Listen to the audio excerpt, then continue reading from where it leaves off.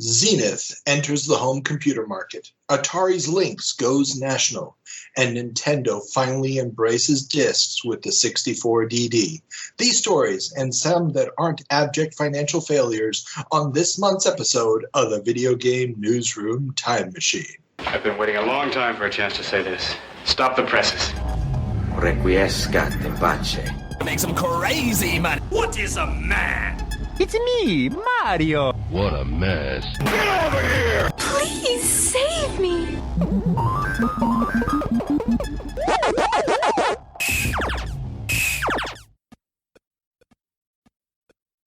Welcome back to the Video Game Newsroom Time Machine.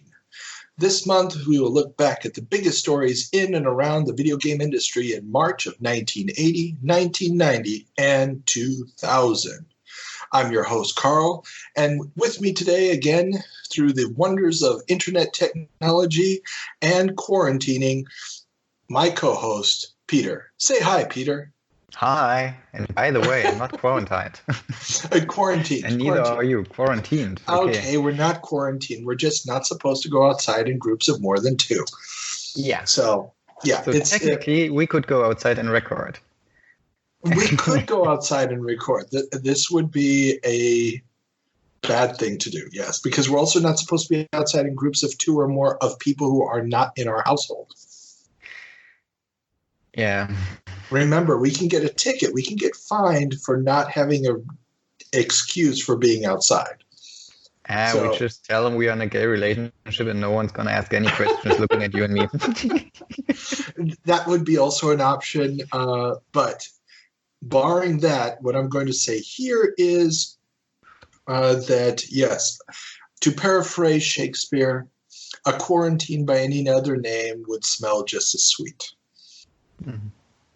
So yeah, Shakespeare. Yeah. Okay. Yeah. So, okay. Now, as always, we're mostly using magazine cover dates to set up our timelines. And as we go back, and we understand that those are always a little bit off because of publication dates and so forth, but it helps us organize. Now, we have some corrections for last month's episode. And those come to us from Ethan of the History of How We Play blog, a big listener of the show, and we love him dearly. And he wanted to remind us that I misspoke when I said in our story last month that Atari sued Activision over sprite collision patents. That was actually a lawsuit brought by Magnavox against Activision and Atari and basically everybody else because of patents related to the Magnavox Odyssey. Activision and Atari were both sued by them. Now, Atari sued Activision over trade secrets in reference to the Atari 2600 because Activision was made up of former Atari developers who had left Atari to start their own company. Now, so that was that correction. Sorry, I misspoke. I knew the difference was just in the whole series of things. Now, also I said that Star Wars Galaxy was short-lived. While it didn't stay on my radar for long, the servers ran from 2003 to 2011. So it did last a while. My bad. I'm sorry. I have to fall to one knee on that one.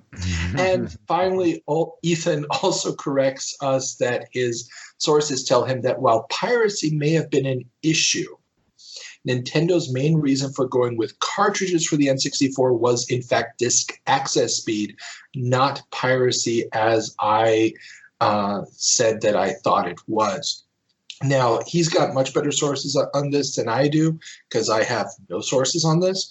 And this makes a lot of sense, actually, especially when looking at early PlayStation and Mega CD games where disk access was a huge burden on the games and just how long the N64 was in development. So even though by the time it came out, they probably could have done a 2 or even a 4-speed drive at the time they started development and made the decision to go to cartridges, that would not have been available. So it makes sense, all things considered. Okay, but that's the end of the corrections for last month. If you find anything that we screw up or just have a comment to tell us how awesome we are or how much we suck, please send it to Video Game News R2 on Twitter or Video Game Newsroom Time Machine at gmail.com. Yes. Shortest in any email case, you can send us some money on Patreon, because when we are awesome, we definitely earn it, and when we suck, we need to improve. Exactly. Both of those reasons are perfectly valid. And if we're just neutral, yes, send us money too. Yeah. All of the links to our Twitter and the email and the Patreon and any of the sources that we use for our stories are in this description below. So please always check through it. We put a lot of time and effort into getting those links there so that you can figure out what we're talking about, because we have a bad tendency to just sort of gloss over things because we've read the articles. Haven't we, Peter? Yep. Okay, so with that being said, let's turn on the time machine and go back to March of 1980.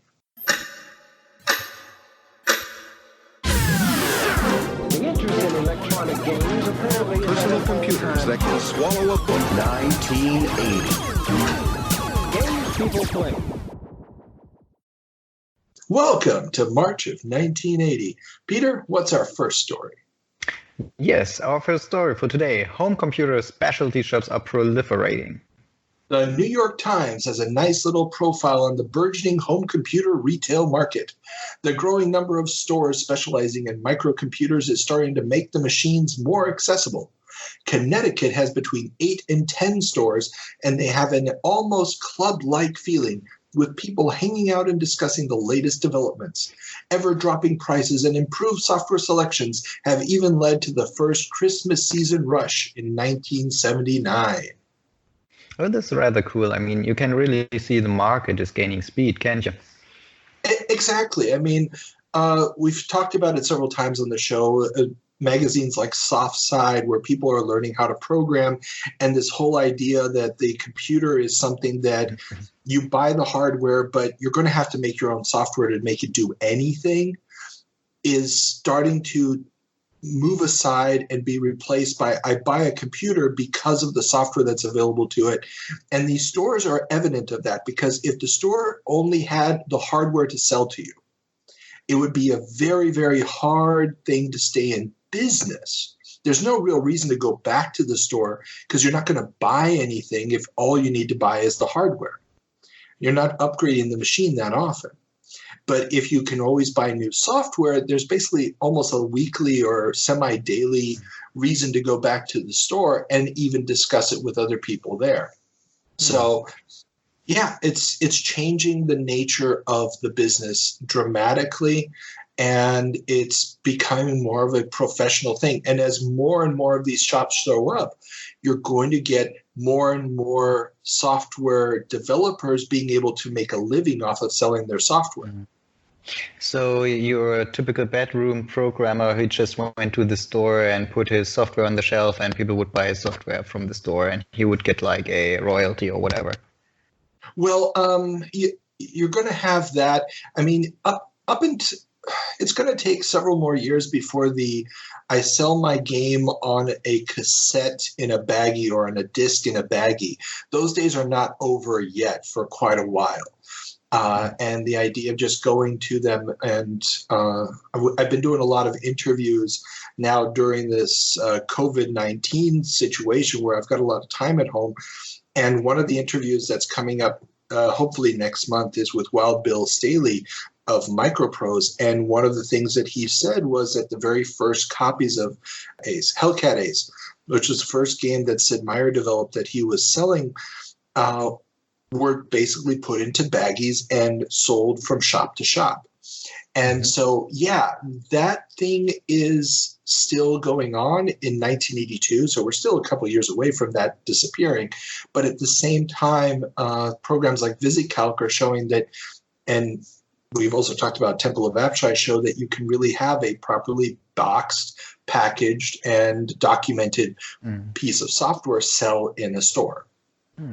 Could you actually make a living by selling your software back then, or was it just like a side project? In 1980, Depending on the program, yes, and depending on the platform. The platform is going to become decisive. So yes, there are people making software and selling it. I mean, Microsoft is already a fairly large, or at least a sustainable company at this point. Yeah. Making things like languages, programming languages. And CPM is making money as an operating system company. So there is software out there now. Are you really making a living as a game maker at this point? Probably, but you're not making a massive, I mean, you're not a rock star type of lifestyle yet. But it is definitely on the horizon. And again, some of the interviews that I've had recently, and when they come out, you'll see that the 1980-81 period is where you start getting companies that are actually making very, very decent income off of relatively small time and effort investments. When you think that the games are being made by one person over a span of maybe 3 to 4 months max, and you can make $30,000, $40,000 off that game, well, that's pretty good money, especially in that time. So multiply that by 4.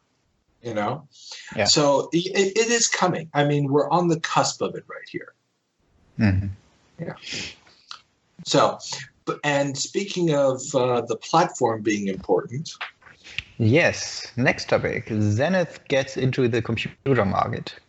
Zenith. Oh, damn it. Okay. I was really thinking about how to pronounce that word, and well, there were 2 options.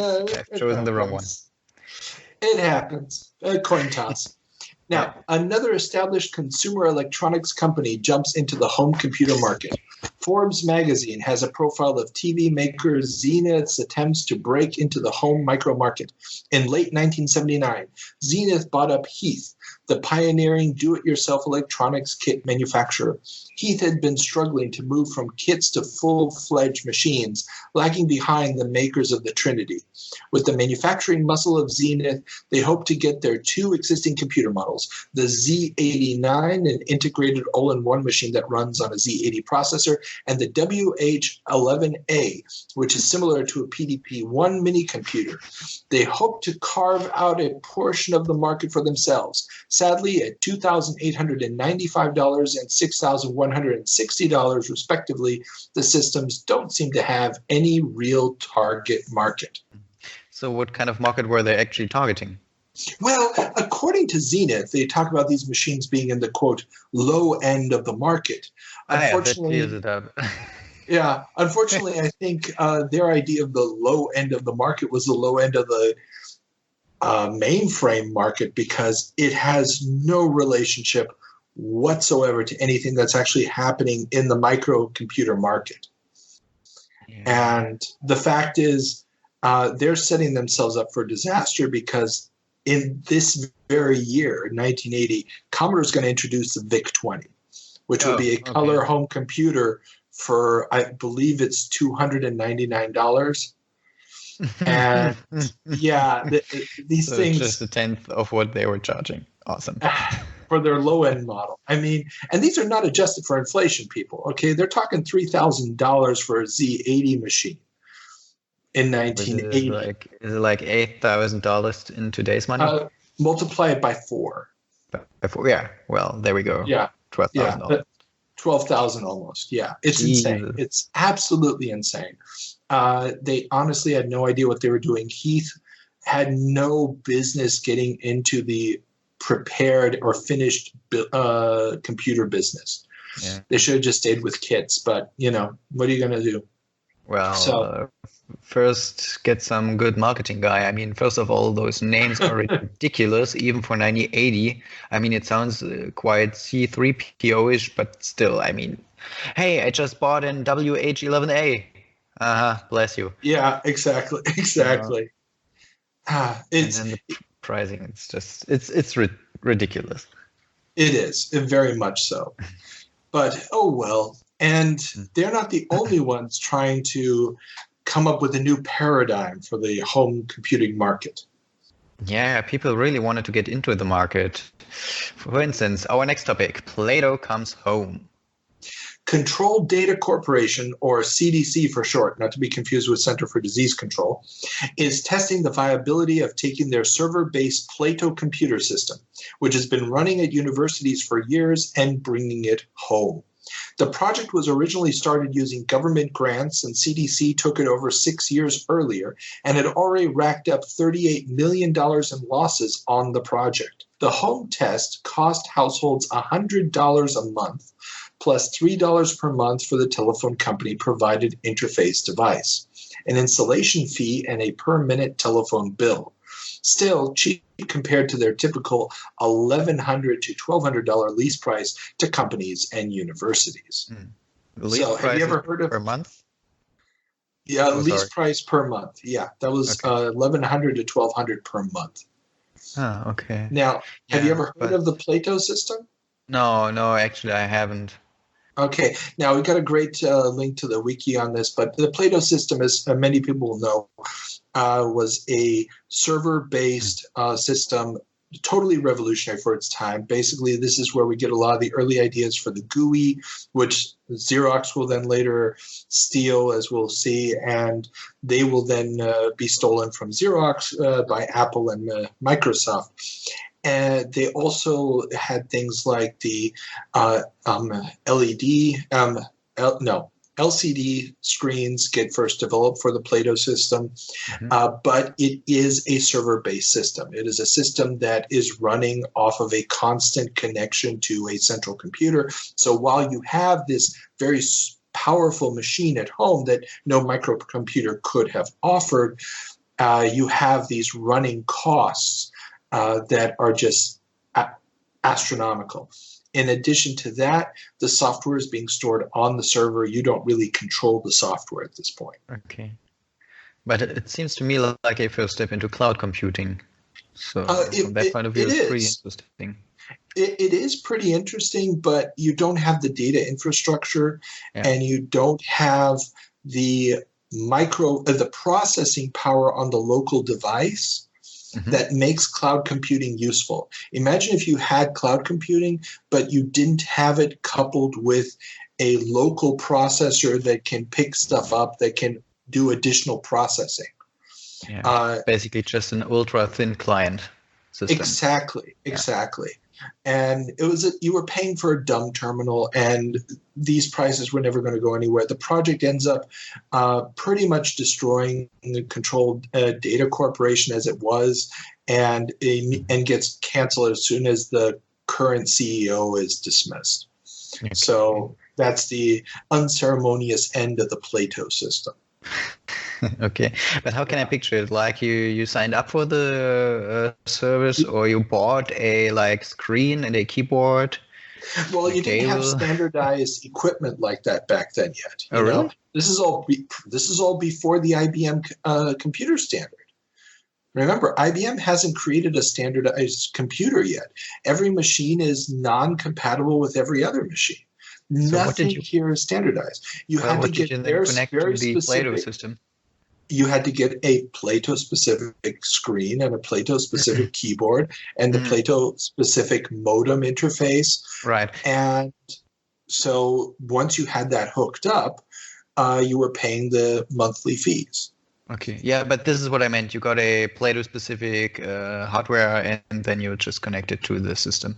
Exactly. Interesting. So what would be the value for the average household? Why should I buy it?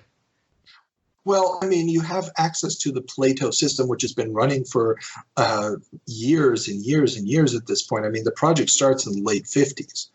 So you have these massive university libraries of data that you could access through the Plato system. Now, what additional services they were offering or what services were locked out to the consumer level, I have no idea. I couldn't find any really good documentation on that. But there were games that you could access off of it. There were all these databases you could access off of it. Now, whether or not you could actually send something to a printer, that's an excellent question that I do not have an answer to either. So yeah, I mean, it's a data transferal tool at this point, but it's going to be one that's just way too expensive and way too limited. It's the kind of thing that would make sense years later when the French telephone company would do something very similar. They had their own data terminals that worked in a very similar fashion, but they used it for things like being able to buy travel tickets and to look up television schedules, and they even had dating apps and stuff like that. So that's where, but those were very inexpensive. Everybody could have one in their home, and it worked in a much more economical way. So, and it had the backing of the French phone company, which is an absolute monopoly, which gave them that leeway. Okay. And next month, we're actually going to talk about how telecommunications companies are going to be driving forces of this, or restrictions on those companies will slow that kind of progress down. But we got a story about that next month. So, all right. Yeah. So just imagine it's an amber monochrome screen with a very high resolution, but yeah, you're limited to whatever's on the server. Okay. Cool. First try, so. Yeah. But if you did want to be impressed by a computer, there was Star Raiders, which was reviewed. Yes, Star Raiders, a game that set new standards and inspired a ton of future developers. Star Raiders from Atari, for their 8-bit computer line, set new standards in action gaming on computers and showed the real potential of Jay Miner's amazing graphic chip design. Yeah. Now, you watched the video of Star Raiders, right? Yeah, I watched the video. I mean, I was pretty impressed. You even had a rear view, so the game somehow had to keep in mind what's going on behind you. So that's pretty nifty. Yeah, and for those who aren't familiar with it, Star Raiders is basically a from-the-cockpit view space shooter. So where everybody else is still going gaga over things like asteroids and space invaders, this is giving you that first-person Star Wars-like view that you needed an extra bit of processing power to do, and Star Raiders has it. Now, Star Raiders will also appear on the Atari 2600, but in a much, much more simplified form. But this Atari, there's How a version. Can you simplify white dots on a black screen? Yeah, you can. Trust me, you can. It's not as good as the Atari 8-bit version. Okay. But what it does is it really shows off that this machine can do these things, and it's going to set new standards for what people expect out of the machines, graphically especially. So, Atari 8-bit, and again, Wild Bill Steele acknowledges that that's the whole reason he bought an Atari as opposed to an Apple or a TRS-80, was because Atari also had Star Raiders. And this is what made his work with Sid Meier even possible, because they both had Atari computers at home. Yeah, it's kind of cool. I mean, it's a small little bit, but it's really like the thing you put on your Atari if you're selling them in a store to demonstrate the power of the machine.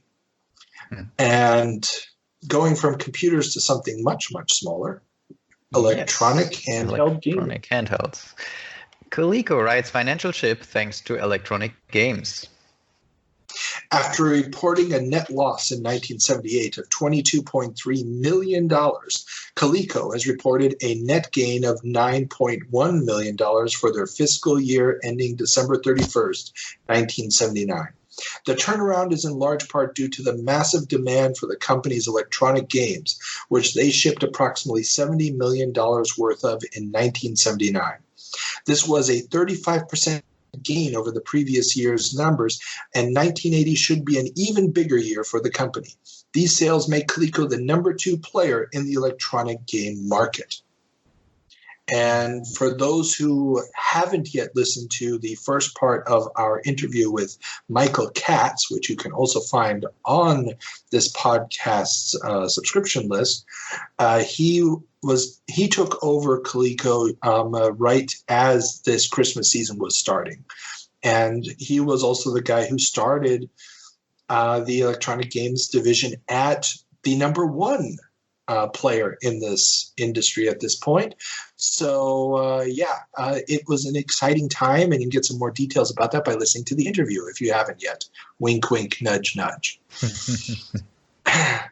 Yes. So, Coleco, the Connecticut Leather Company, as it was originally called, was a toy maker for the most part. They had some successes, but they were losing money until they got into this business, and that's just how big this industry is at this point and how hot these electronic games are. But there's also news from the number one player in the industry. Yes, Mattel. Mattel announces price for Intellivision. The Wall Street Journal is reporting that Mattel, the number one maker of electronic handheld games, is going to be spending $8 to $10 million to market their video game/home computer hybrid Intellivision. The machine will have a retail price in its combo form of $845. Dude, really those prices always stall me. I mean, of course, it was way earlier in the industry, and so you do not have any economies of scale effects. But still, I mean, if you multiply this with 4, you're still at $3,500. And when I consider that the next gen consoles are coming out and they are going to be priced at somewhere about $500, $600, then people say, "Oh, this is pretty high." I mean, those pretty surely didn't live earlier. And these prices always have to be taken with a certain grain of salt. Now, granted, this was for the combo unit, and the computer add-on that does finally get released in very, very small quantities years later, mainly just to avoid a lawsuit. Because they just kept stalling it. And so many people had purchased the Intellivision with the hope of adding the computer hybrid. The computer add-on had its own CPU and everything. It really was almost a machine unto itself. And the Intellivision itself is a fairly complex piece of equipment. Once it releases, we'll see what the release price is, but it's I believe somewhere in the 300 range, which is still massively expensive. But we also have to remember that this is a market at this time that is not generating the numbers, and also they don't really have the same licensing structure that Nintendo would bring in later on.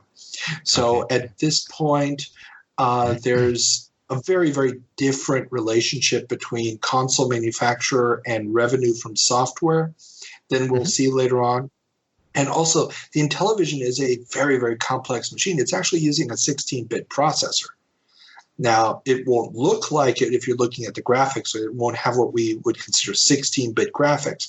But the main CPU is actually a very, very powerful little machine, especially for its time. So it can do a lot of cool stuff. It's just, that's what technology costs at this point. And people also had a higher savings rate back then.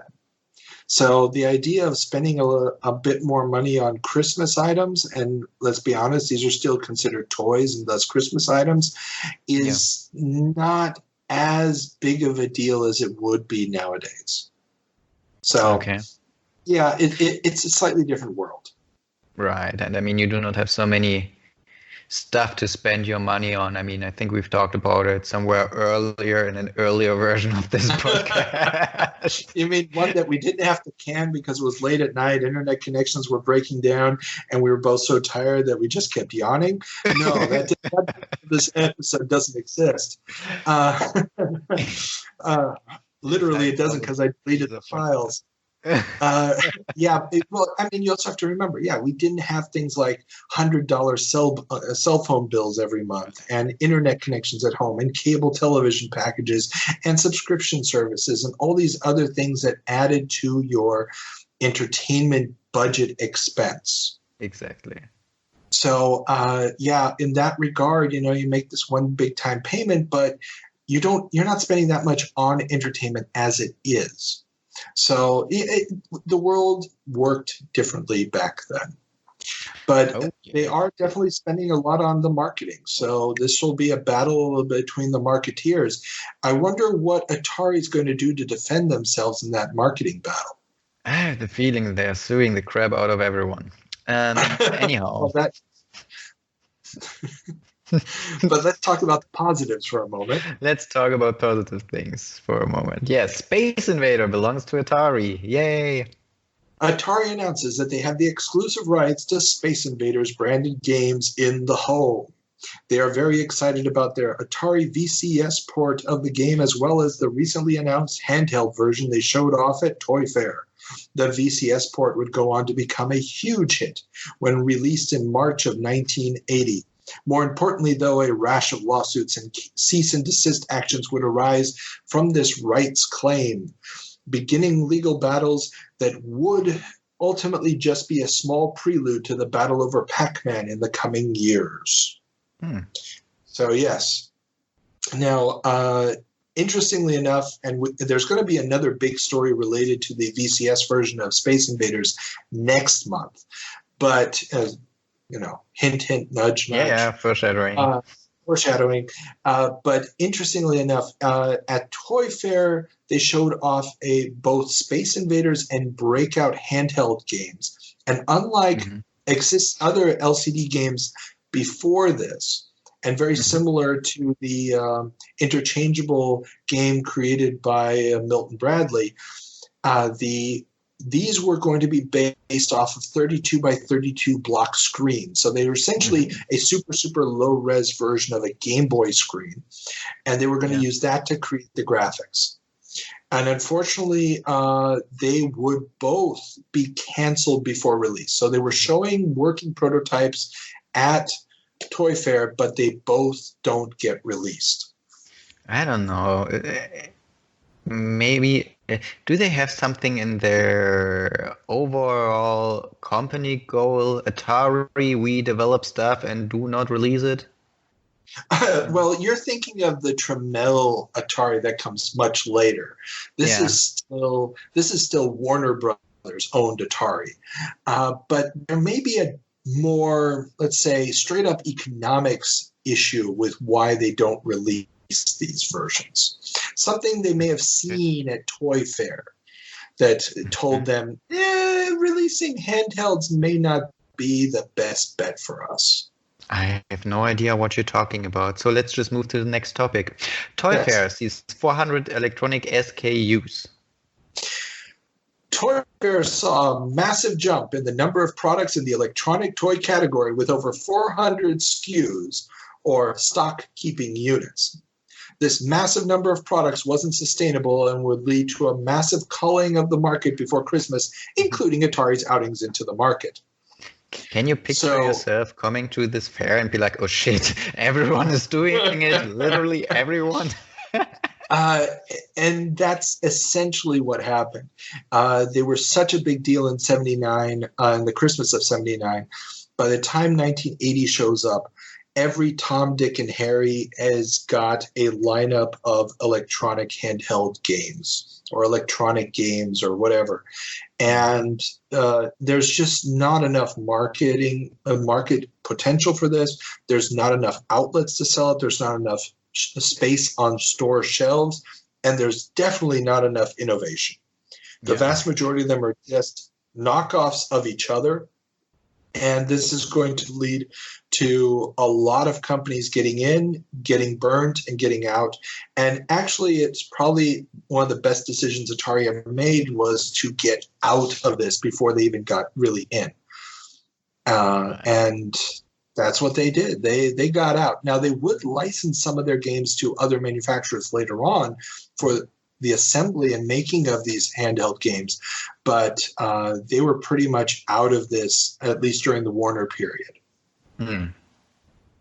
Well, it makes sense. Makes sense. I mean, how do you want to compete with 399 other products, which are basically, for the parents at least, basically the same? Well, and not only that, but also remember, they're trying to push the VCS. And you're going to get to this moment very quickly where am I going to spend this much money on an electronic handheld game when I could buy a cartridge for my VCS for basically the same price or slightly more? But that's going to be a much, much better game experience. Yeah. And I don't have to keep feeding it batteries. Exactly. Were batteries actually a problem back then? Or were they super expensive? These things were eating batteries like they were going out of style. I mean, we're dealing with LEDs, yes, for the most part, and a few LCD displays. Mm-hmm. But these electronics are not running on microprocessors. They're really running on transistors and stuff. They're eating through batteries like it's no tomorrow. You're not. The designs are not really energy efficient as we think of energy efficiency today. Yeah. Well, weren't energy efficient as we think of energy efficiency today. So. Well, yeah, and I mean we've talked about it. With 10 years later, when we get the Game Boy and the Lynx, and then a little bit later the Game Gear, and to say nothing of the Turbo Express, with the exception of the Game Boy, all of these things were just eating up batteries like it was going out of style. And the small handhelds at this point are still eating them up. Tiger Electronics is going to get them down to, I think, 1 or 2 batteries that will last you a very long time. But those are extremely simplified microprocessor-based LCD games. Yeah. However, I mean, it was a little bit later. I had a Game Boy Color, and I cannot really remember it putting batteries in like there's no tomorrow. Well, that's the thing. Nintendo was always behind the curve on the tech, mainly because they wanted to keep that battery life high.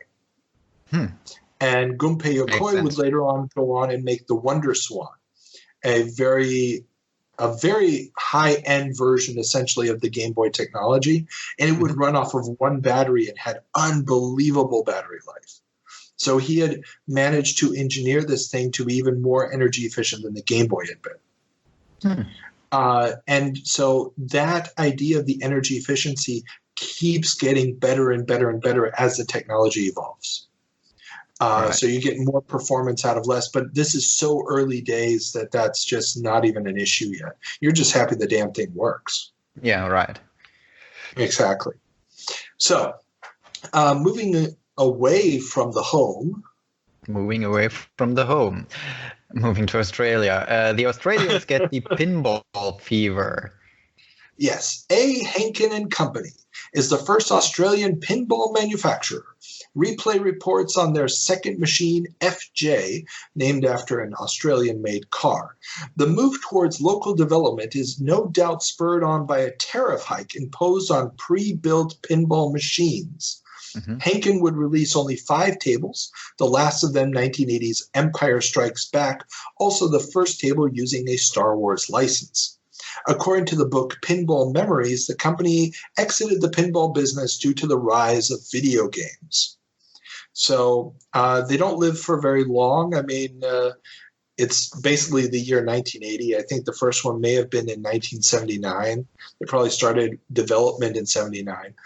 But yeah, this is a short-lived company in Australia building pinball machines, which had pretty much just been a domain of the United States at this point. Yeah. I'm just wondering, I mean, they went out of the market due to the rise of video games, but is it like mutually exclusive? Either you play video games or you play pinball? In my mind, the typical pinball player tends to be a little bit older. Yes and no. You have to look at it this way, that it wasn't so much an issue of people not wanting to play pinball. It was more an issue of how many quarters per minute were they throwing into a pinball machine as opposed to a video game. Okay. Remember, these aren't things that are amusements in people's homes for the most part. Now, they have become that today. For example, Stern Pinball sells an ungodly percentage of their machines, not to distributors that put them in bars and so forth, but to personal collectors. So they'll make 5,000 units of a machine, and I'm just spitballing numbers, but they may sell 3,000 or 4,000 of those to collectors who have them in their dens and stuff.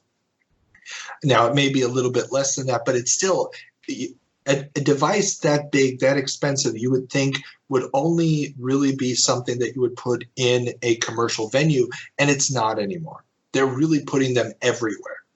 And people are buying them for their homes, especially guys in my age bracket and a little bit older who remember them from back in the day. But if you have a pinball machine, where a good player, let's say, can last a really long time, or and it takes up a lot of room. Remember, pinball is a long game. It's taking up room into the width, into the depth of the arcade. Or you have an asteroid machine, which is just as wide, maybe even a little bit narrower, and it only takes up half or less of the space. And people are popping in quarters, all the time into this thing. You're going to buy more asteroids machines. Right. Way higher revenue per square meter. Exactly. And they also don't break down as often. Pinball is still a mechanical thing.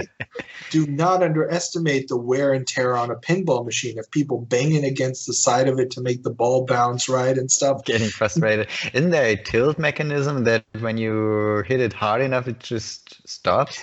Yes, but at the same time, the tilt will only usually is programmed to activate after 2 or 3 bad hits, because they know that if they take out all the hits, all the banging, the really hardcore players will get angry because they want to have that extra little edge in playing the game. Yeah, I kid you not. But it's just the little gates and everything. Things break when you're constantly hitting them with a little metal ball. Stuff breaks and it needs to be repaired. It needs to be fixed. Asteroids machine, you pop out the button when it doesn't work, you put a new button in, and the game keeps going. And the buttons cost pennies, pretty much. So, yeah, it's just not as profitable as video. And once you don't have that economies of scale, when you're not selling enough of the units, then it just falls by the wayside. So, yeah. And our last bit of news is also from overseas. Right. After the interesting talk about banging stuff, copycats flood the ATE show in London. The Amusement Trade Exhibition in London, the UK's equivalent of the AMOA show, has an increasing number of video games this year, but many of those are clear copycats. Galaxian, the Namco shooter that many are seeing as the next Space Invaders, has already been reverse engineered or maybe just outright copied by a variety of companies. Playmeter magazine wonders what effect this will have on the market and whether the ease with which games can be copied will affect the industry's willingness to innovate.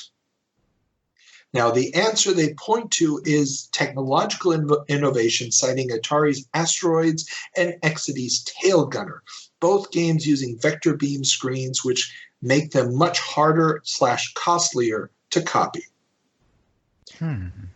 Yeah. So okay, take it just for what it is. I mean, are those vector beam screens really that more expensive? Oh yeah, they are tremendously more expensive. Well, remember, all you need for the regular raster screen is an old television set. Exactly. So there's a billion different companies making televisions. All of them are compatible with one another. So ultimately, you can source your screens from almost anywhere. Now, these raster screens, there's only a handful of companies in the world that even make them. Mm-hmm.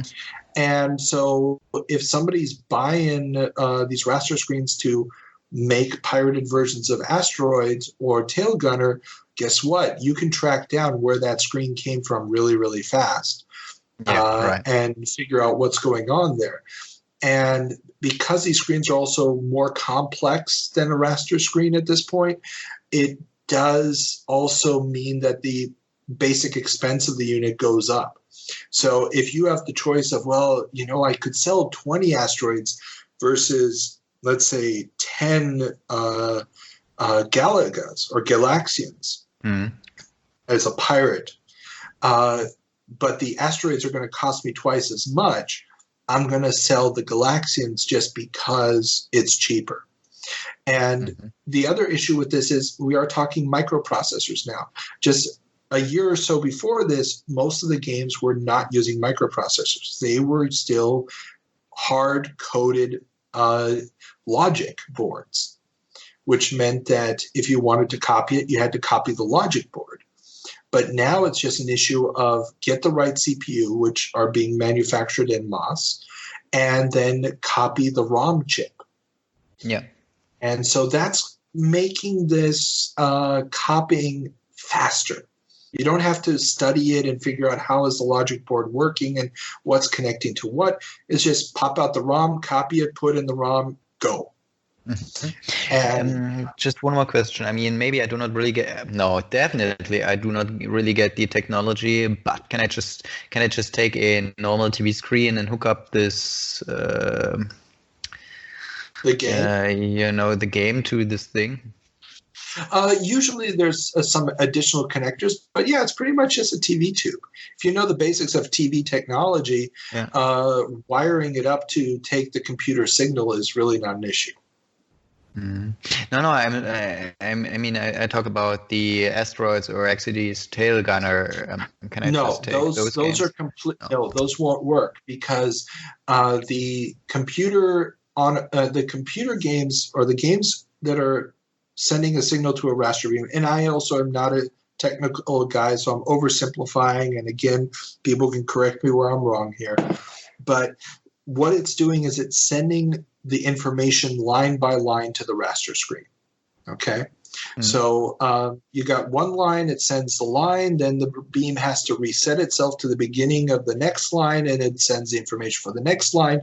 And it's actually the computer chip that's doing the video processing actually has to be synced down to the millisecond to send the information at the right point. Otherwise, the image won't build. So if you have a sprite that's made out of 10 vertical pixels, if those lines are not timed right to the screen, suddenly they're not going to be lined up one above one another. They're going to be shifted. Okay? So the information has to get to the screen at the right instant. And now that's why the information that's going on in an asteroids machine isn't sending it line by line. It's only sending the changes to the vector beam angles. Okay. And so that information, a raster beam doesn't even know how to interpret that. It might try to interpret it and give you a bunch of garbage on screen, but it's not even going to be anywhere near an asteroids image. Okay. Yeah. And vice versa. If you tried to send a TV signal, a computer producing a raster signal to one of these vector beam screens, it's not going to do you any good. So if you have a vector beam kit and you want to put another game in it, it has to be another vector beam game. Okay. Yeah. So that's the big difference between those technologies. And that beam by beam, that line by line creation of the code is something that the 8 and 16-bit hardware was really using to the max, because they would actually use that split second where the beam is resetting itself to go to the next line to change the code in the computer. So for example, you might have a machine that can only put 5 sprites on screen. Well, yeah, but if you did 5 sprites on the first line and you changed which sprites they were before the beam started drawing the second line, well, now you could have 5 different sprites. So now you might be able to get 30 or 40 sprites on the screen, just as long as they're never on more than 5 on the same line. Okay. And that kind of trick, that's there's a famous book about programming for the Atari 2600 called Racing the Beam, because there's no memory in the system to work with. So you're constantly reprocessing the graphics in those little instances between where the beam is drawing and where the beam isn't drawing. So you're constantly recalculating. Really you're not calculating programs on a screen-by-screen basis. You're calculating it on a line-by-line basis. So you might have 50 vertical lines on the screen and updating at 50 hertz. So let's say 30 screens a second or something. And so you can just calculate the milliseconds that you have to time the processor to do this, this, this, and this, and this. And if you give the processor too much to do, it doesn't have time to reprogram between the lines. So you have to also divide your program into how long does it take it to perform this code, how long does it take to perform this process, and nothing can be too long because you'll miss the beam starting. Dude, Yeah. you almost make programming sound like work. Dude, this is why going back and looking at the stories of these people, for me, it's almost like, I don't know, paying tribute to gods, because the people who made this stuff work, that there's something beautiful in the mysticism and the magic necessary for all of this to have come together and actually have produced anything on the screen. Yeah, Cool. You gotta love it. Okay, but that finishes our trip to March of 1980. Let's turn on the time machine and head to March of 1990.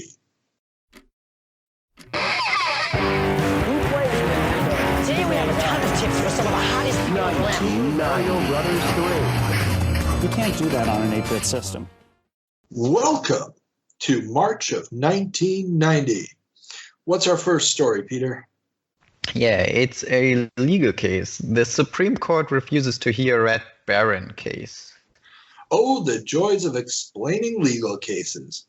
Playmeter is reporting that the U.S. Supreme Court has refused to hear an appeal in the case of Red Baron Amusements versus Taito. The case centered around the use by operators of coin-op games of parallel printed boards for arcade games. Operators were importing boards for popular games like Double Dragon, the game in question, from other territories and using them in U.S. arcades, partially due to price, but mostly due to a lack of official North American boards being available on the market. The lower appeals court had ruled in favor of Taito, and that decision became final when the Supreme Court denied certiorari. So it was now legal to import the boards, but not legal to use them in commercial settings. Did you understand any of that? Yes, so you can import them, but you just can't use them as long as you use them commercially.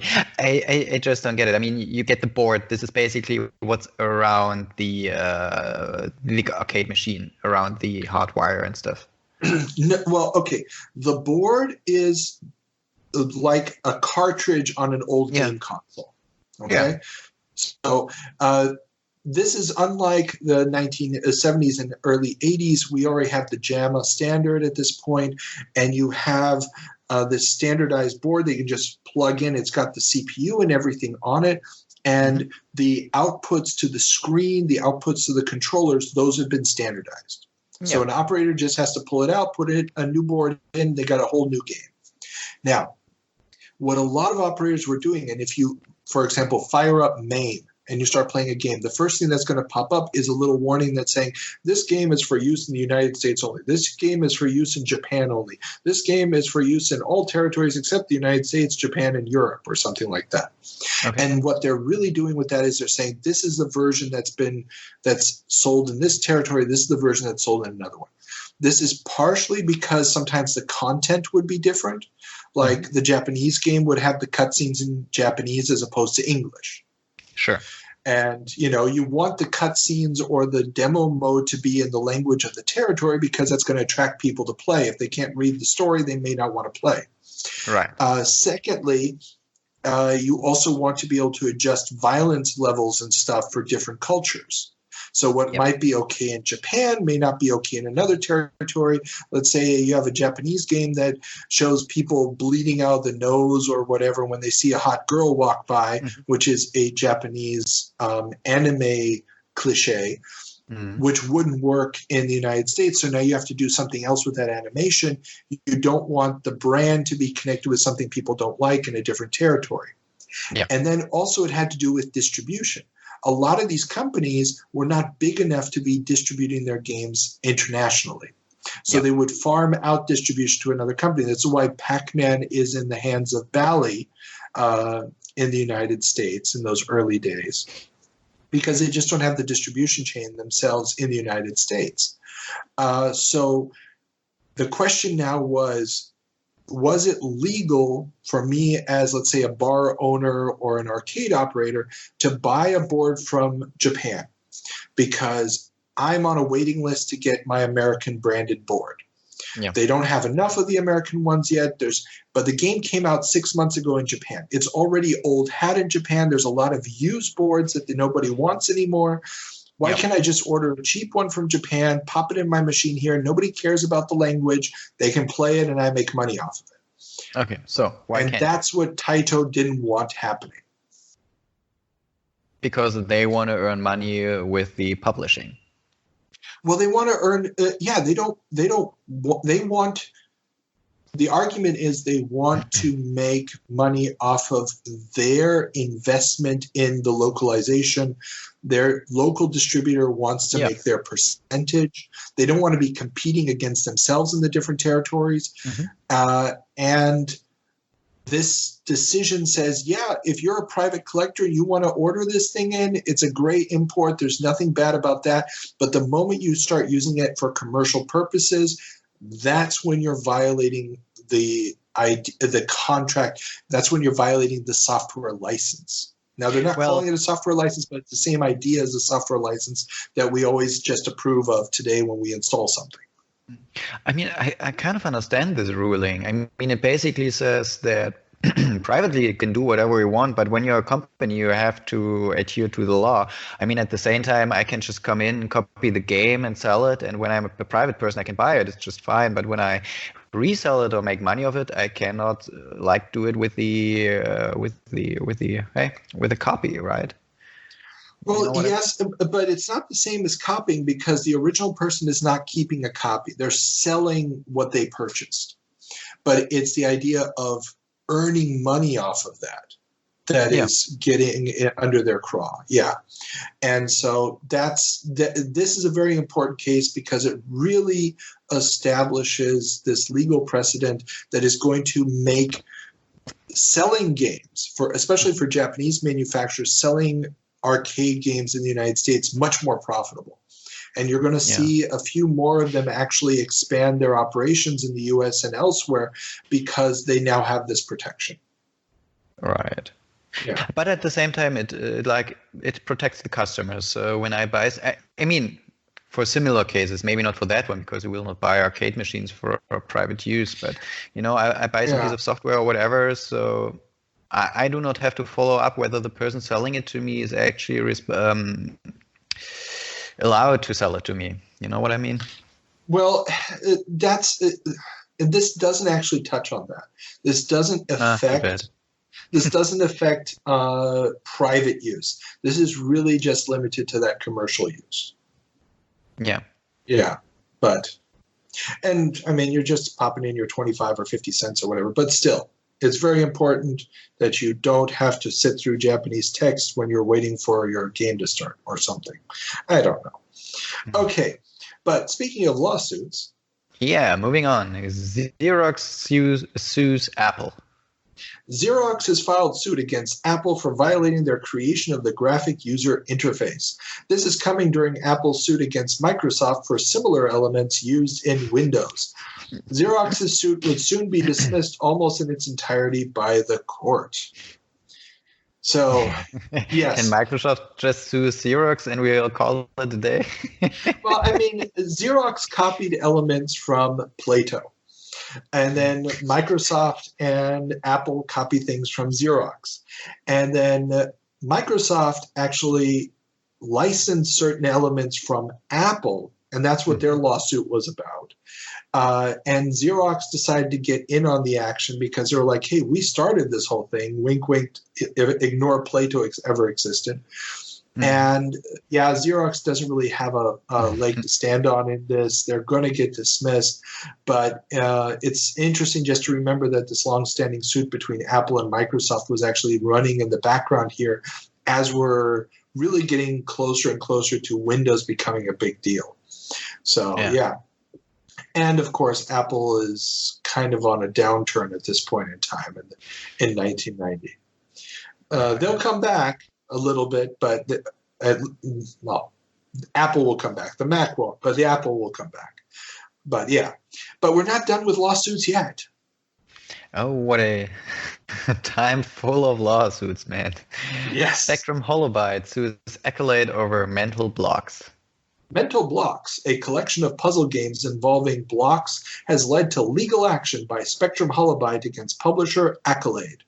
The variant in question is a straight-up copy of Tetris with a slight isometric perspective added.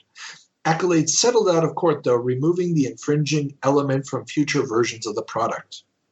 So Spectrum Holobyte, for everybody, was the U.S. company famous for the Falcon Flight Simulator, which was also owned by the Mirror Group. That was Robert Maxwell's big publishing company over in the U.K.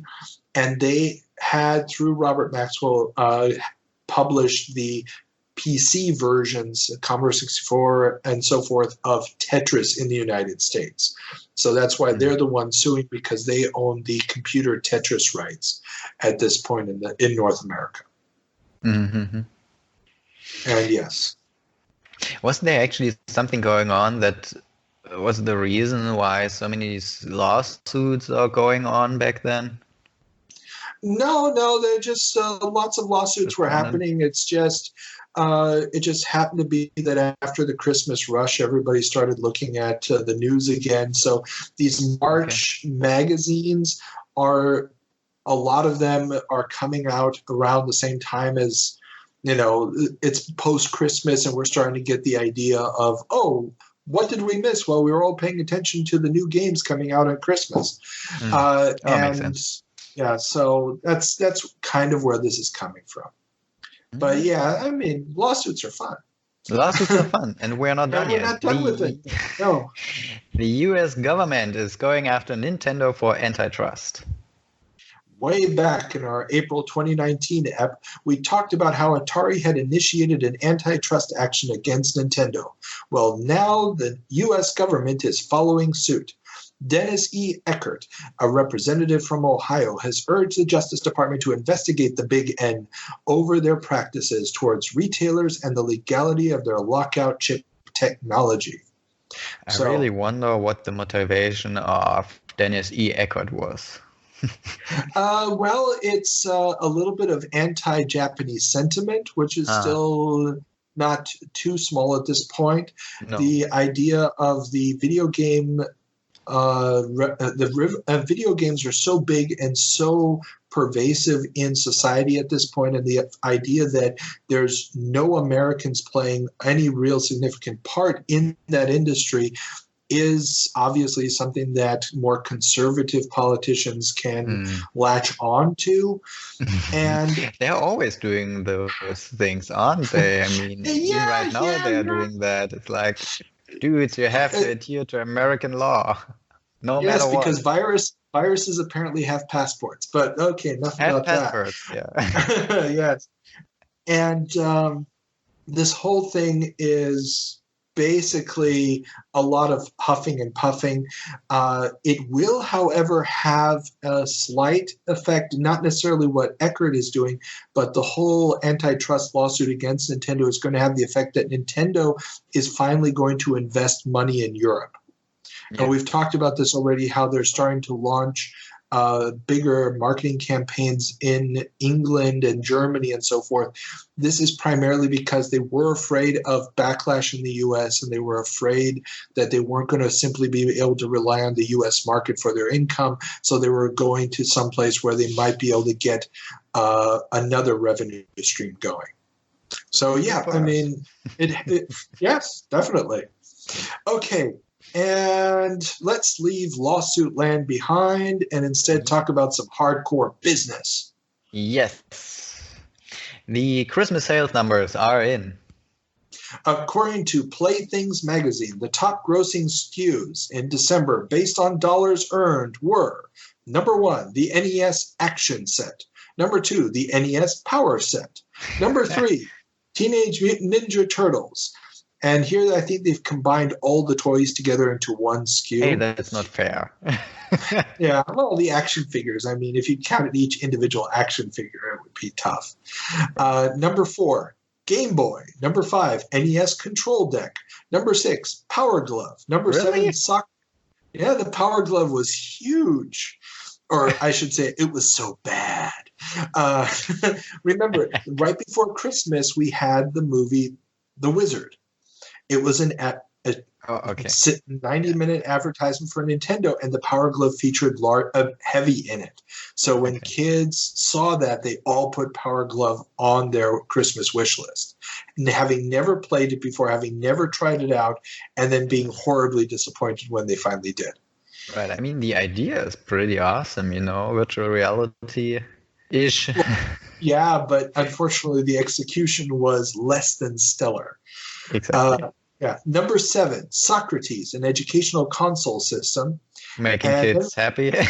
Yeah. And then we get a whole bunch of dolls. And at number 11 was the Sega Genesis. So, this is an NES Christmas. Now, all those sets, the action set, power set, the control deck, those are basically just NESs with different configurations of add-ons. So one of them will have one controller, one of them will have two controllers, one of them will have the touchpad or the light gun, and so on and so forth. But we have 3 of the top 5 are just different versions of the NES. So you know that the NES is just selling oodles and oodles of units. And then we also have the Game Boy in there. So this entire Christmas belonged to Nintendo. Yeah. Cool. It's kind of This is the year for Nintendo. This is probably their biggest revenue year adjusted for inflation. Fun stuff. Yeah. And so they're moving on and organizing stuff. The Nintendo World Championship begins. After the successful marketing gimmick that was the Wizard showed off a fictitious Nintendo Gaming Championship, the real deal is kicking off in Dallas. The first stop in a 30-city tour that will see 1.2 million players face off with one another to get a spot at the Nintendo World Championship final in Orlando, Florida in October. So it's a hell of a gimmick. Yeah. And, I mean, it really is a great way to steal the thunder away from Sega as they're trying to build up the Genesis with their better graphics and stuff to just, mobilize 1.2 million players. It's a big deal. It's incredible. I mean, those guys are really, really good at marketing. Oh, yeah. I mean, Nintendo, especially back then, had their act together. But you know what? The Japanese haven't really faced the American competition yet because there's an American company out there that wants to take them down. Really? Who could it be, I wonder?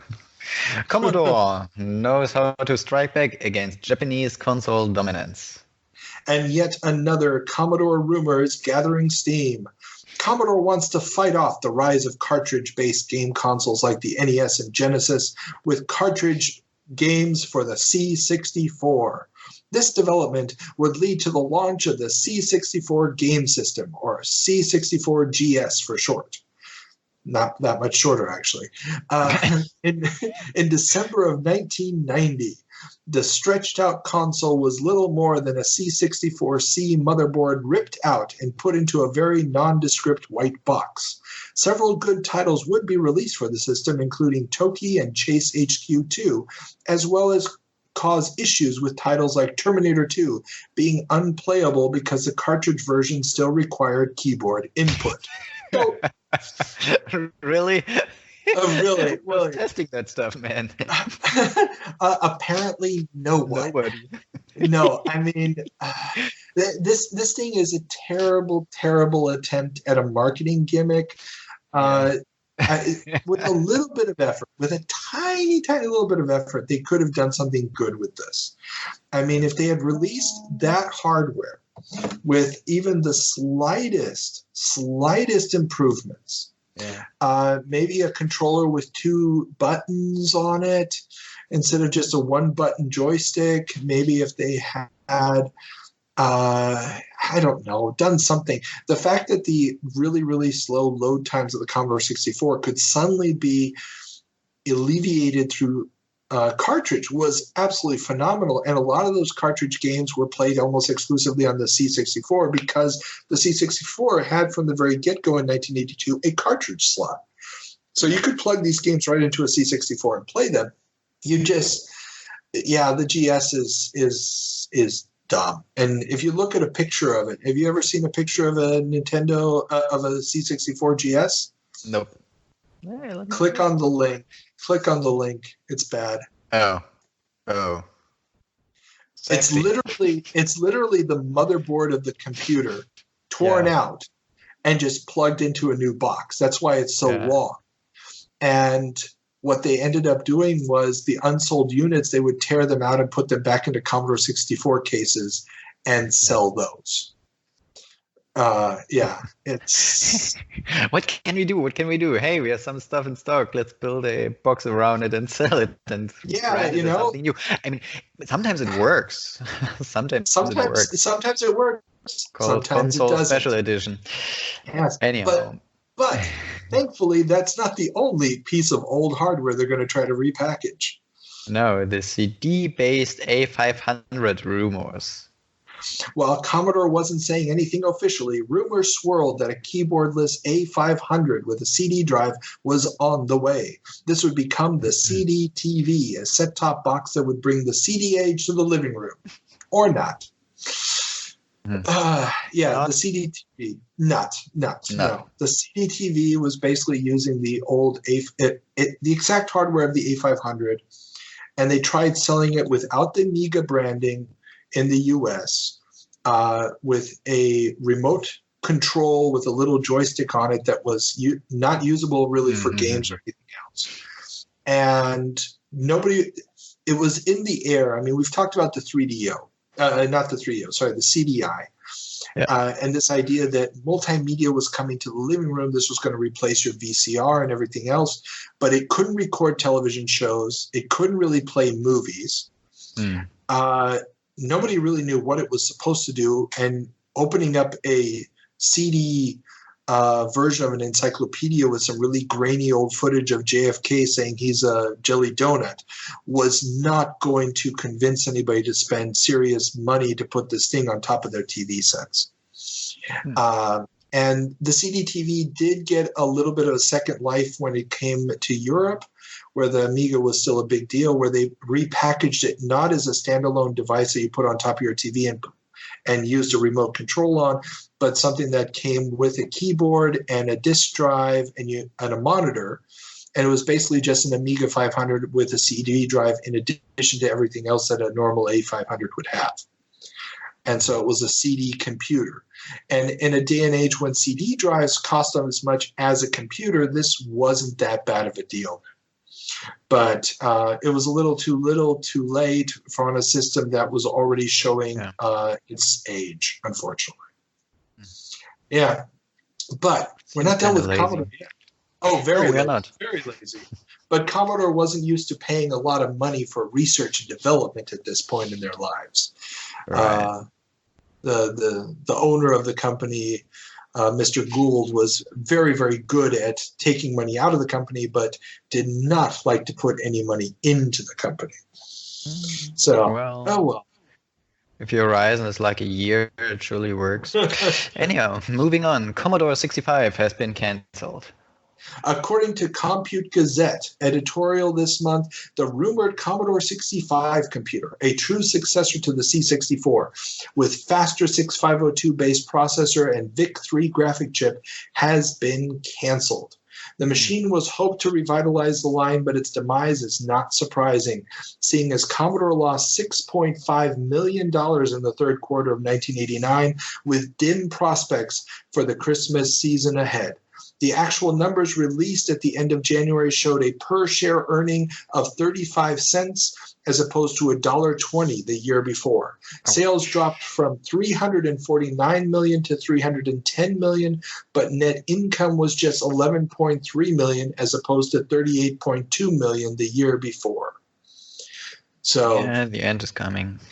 They've got a couple more years of ghosting through, but yeah, this was the end. So the hope was that they were going to be able to keep that 8-bit architecture sort of as a low-end but very affordable home computer alive, which is what Commodore really made its bones as the company that, computing for the masses, not the classes, as Jack Tramiel would say.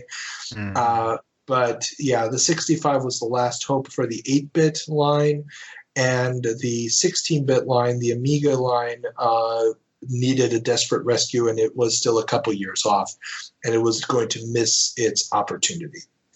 But that's another story for another episode.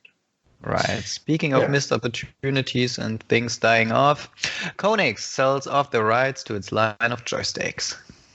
Konix, the peripheral maker that has been threatening to release their multi-system console for over a year now, has just sold off the UK rights to its line of joysticks. This odd move is, I mean, they were a joystick manufacturer primarily. Yeah, this exactly. odd is actually a move of desperation to raise funds to keep the multi-system alive, which is now slated for an autumn launch. So they missed Christmas. It's basically, hey, let's just sell off our core business where we're good at for something we do not know whether or not it's going to work. Basically, this is throwing good money after bad. They should have just cut their losses and run.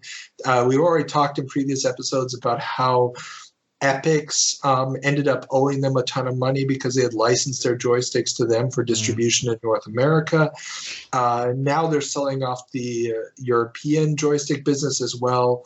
They're already finished. It's like they're selling the bits off even before they go into bankruptcy.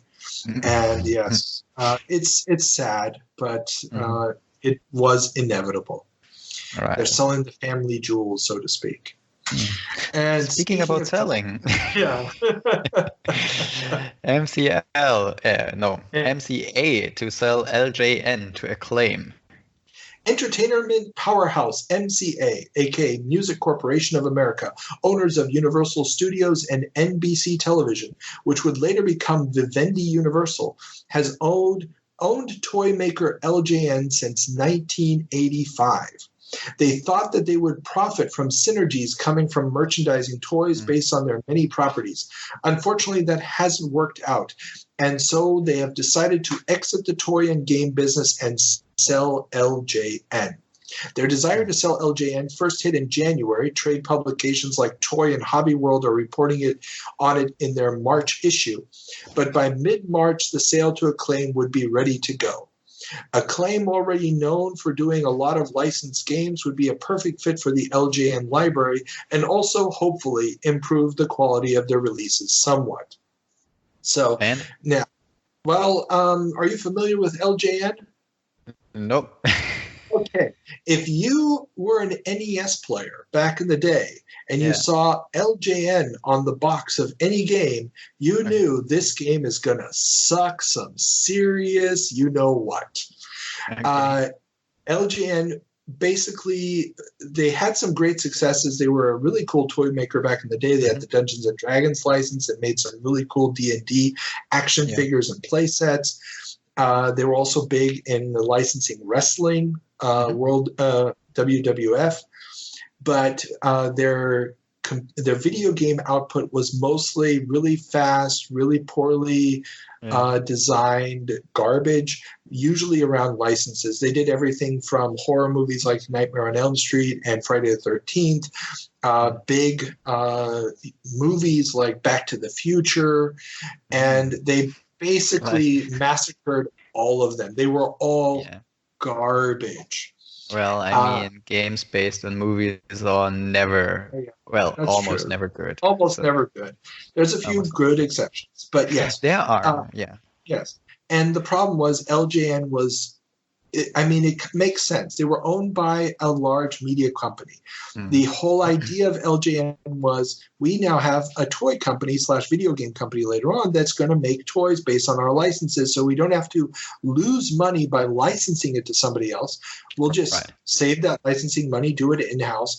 The problem is the toy business is a very, very competitive business. They ended up probably getting stuck with way too many cartridges that they couldn't sell or were returned. And so at the end of the day, they realized, hey, if we don't know how to make this stuff, we need to get out of this business. It's not enough to have a good license. You need to know the toy business, and they didn't know the toy business. And so they're out. And So LJN now belongs to Acclaim. Acclaim will continue to make some really, really terrible games in addition to some halfway decent games. I mean, you got the Turok games on one side. You've got some fairly decent ports of Mortal Kombat together with some really terrible ports of Mortal Kombat, and so on and so forth. So yeah, it's gonna be a mixed bag, and Acclaim is going to last for a few more years. But around, I think, 2000, 2001, that's when Acclaim disappears. They do not survive into the new millennium.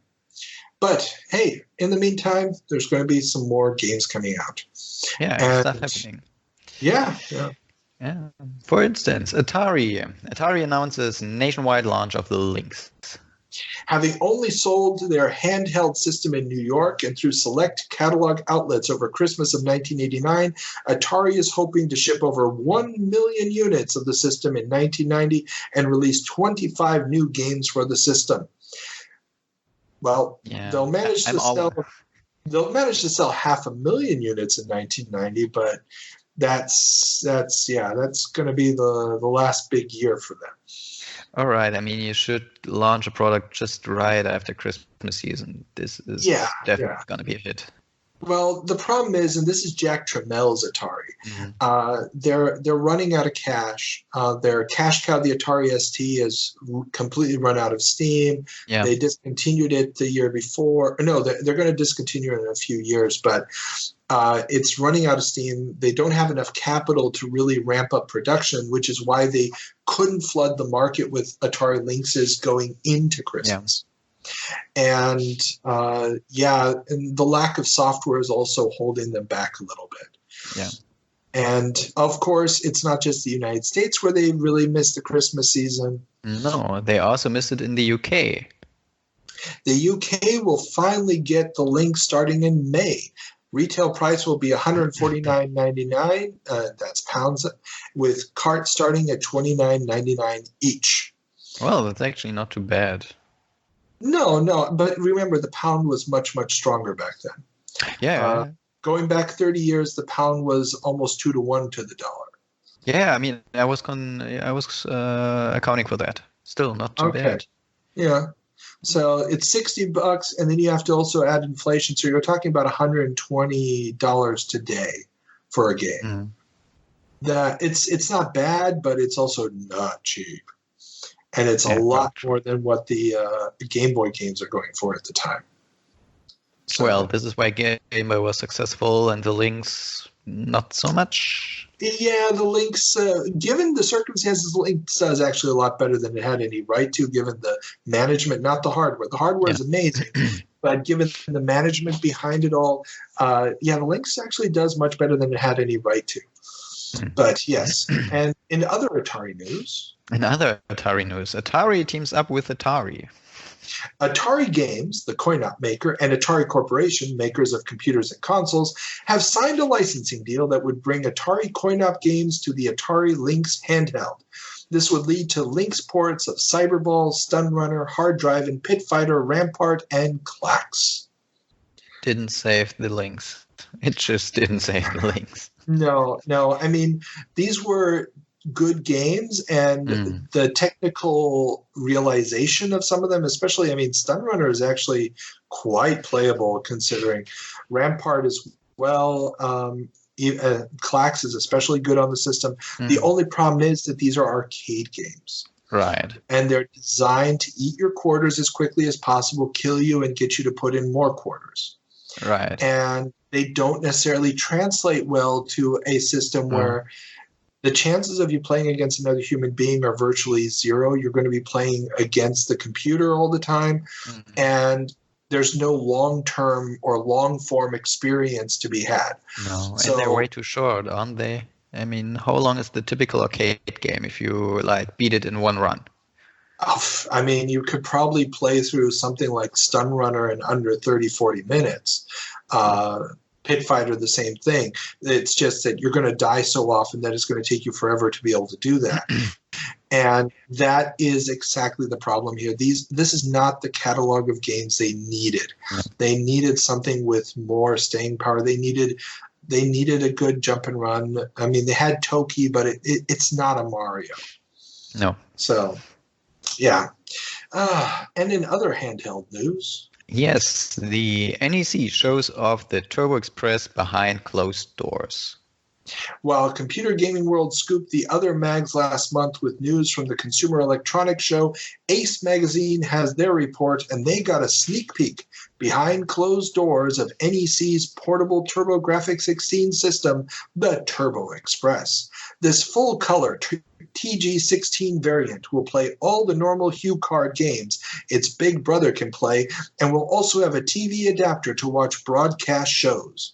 This comes at the cost of battery life, rumored to be just 3 hours, and it takes 6 AA batteries. This was way behind the Game Boy's 40 hours for 4 AA batteries.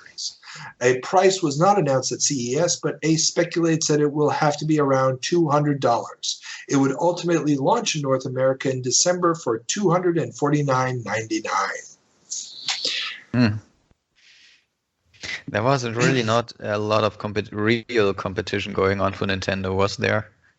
Not really. Not when you think about how big the Nintendo was, how big Nintendo IP was. I mean, all those people buying NESs were also watching the Mario show on television. Yeah. I think Captain N had already premiered at this point. Maybe it was right down the road. So games like Castlevania, Contra, Metroid, Donkey Kong, Kid Icarus, all these properties that got ports to the Game Boy basically make the Game Boy the automatic system to buy. How many of those kids knew Pit Fighter or Rampart or Stun Runner? Yeah, they may have seen them occasionally in the arcade once a month or so when they went to Chuck E. Cheese, but they didn't have the relationship that they had with the IP that they had from playing the games on their NES. And the TurboGrafx is in homes, but it has virtually no penetration. I mean, we just saw it was also out that Christmas in the US. It wasn't on the top 20 of the sales list. It didn't crack the top 20 as far as revenue was concerned. It didn't have the penetration. It didn't have IP that anybody recognized. Now, it had IP that you would want to play. It just didn't have IP that you could recognize. And then when you add the battery life to it, forget about it. It's a non-issue at that point. So, but it could play television if you wanted to. So hey, there's something, I guess. So, but why would I need it if I have to actually hook it up to a television outlet? I can just simply use the television. No. It had an antenna, broadcast television. Oh. So you can be somewhere fishing and watching television. Yeah. The Sega Game Gear will do the same exact thing a couple years later. Because remember, it's using the same hardware as the console, so it's actually producing a video signal that is the same as a television set. Even though it's not outputting it to a television set, it's outputting it to that little screen. It is still outputting a television-style signal with the same resolution.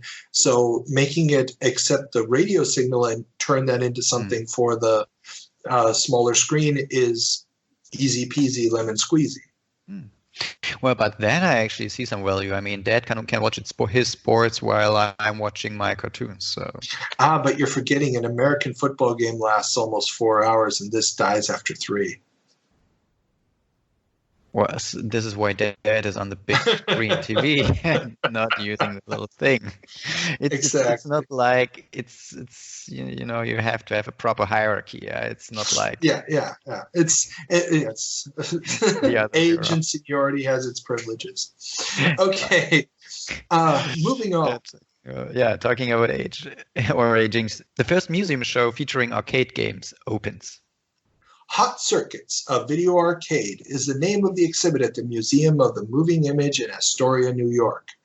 And this, I put it in here because this is, as far as I can tell, the very first attempt to do a proper museum historical retrospective and perspective on the gaming industry. Now, it's using arcades, arcade machines, fully restored. People can play them. But that whole idea of showing it as art gives it a new cachet. And Right. Now I can go with a class to this thing and actually play video games while learning. Exactly. And I've put links in the show notes to the Museum of Moving Images, and I think they still have part of the display up to this day. So why not? It gets more interesting by the year.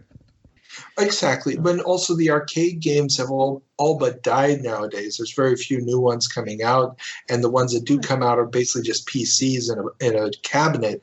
So these original old ones have more and more of a historical value, of a progressive value, and also they're just more creative from the way that they had to jiggle stuff to make it work. So exactly. Very interesting. And let's close out with something positive, sort of. Not every company goes broke. Cinemaware shows off Wings. Last month, we talked about Cinemaware's CD-ROM reimagining of It Came from the Desert for the TurboGrafx 16. But that wasn't their only new product at CES. Wings, the immersive World War I flight action game, was shown off for the Amiga. DOS and ST versions were to follow, but unfortunately these ports would never happen, and Wings would be the company's final computer product. Do you want to close up with something more happier? Well, remember, we still have a time jump left. And Wings is really, in many ways, the final realization of the Cinemaware dream. So Cinemaware started in 1985, 5 years earlier, was trying to use the power of a machine like the Amiga to create a whole new kind of interactive experience, something that felt almost cinematographic. Big images, lots of atmosphere, great music, cool story, put you in a scene. Now, their games were typically not something that you would play for 10 hours in a row because you play through it relatively quickly. Now, they had a lot of replay value because there were always different options of where you could do and what you could, or what could happen. But they often stumbled. They often had serious growing pains because they were really inventing a new type of game, and they had some production problems where the first batch of games were each developed by individuals, so you ended up with some very mixed art, you ended up with some very mixed designs, and they weren't really learning from each other as they went through the games. But Wings, with their final game Wings, they took a lot of what they learned from It Came from the Desert, which was a very open-ended game where you were in an open, real-time world, and moved it to a very linear progression, but they took the atmospheric cues from that, from those previous games, and added some very, very good gameplay elements to create one of the most emotionally engaging gaming experiences and narratives of that time.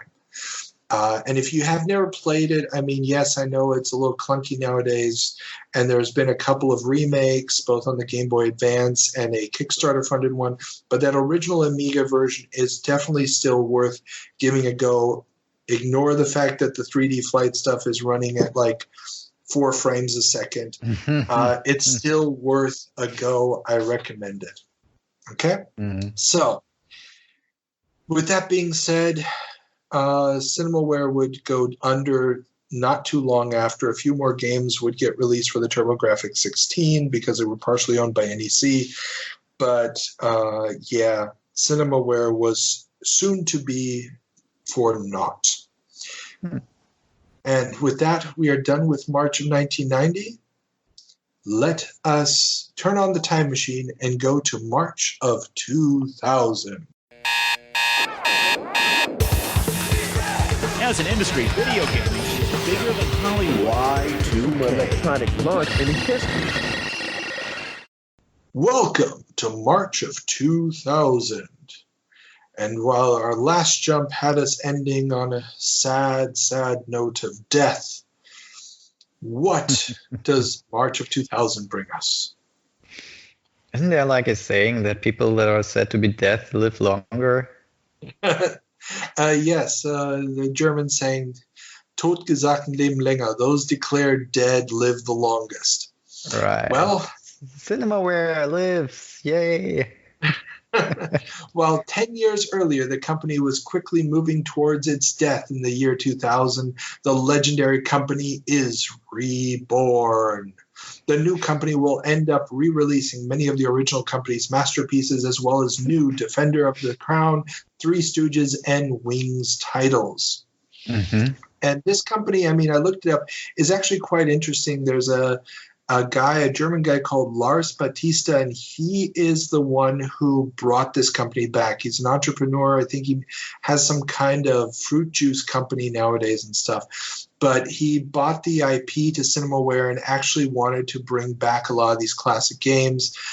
There's one true original reimagining. It's a 3D engine-based version of Defender of the Crown called Robin Hood, Defender of the Crown.